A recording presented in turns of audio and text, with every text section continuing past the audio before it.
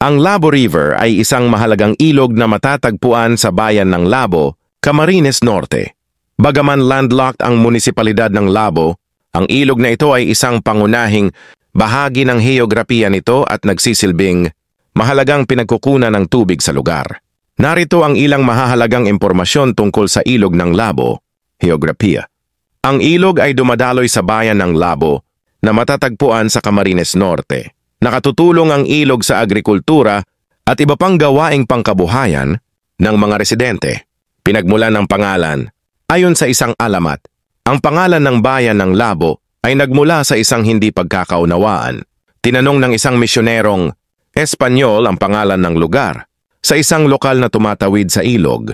Sumagot ang lokal ng labo po ng tubig na tumutukoy sa malabo o murky na kalagayan ng tubig sa ilog.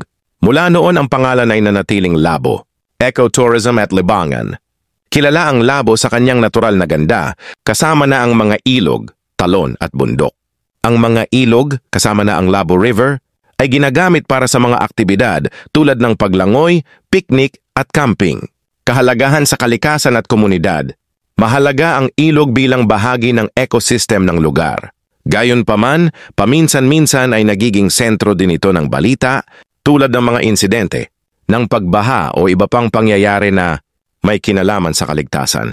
Maraming salamat sa panonood. Subscribe sa aming channel para updated ka sa susunod naming upload.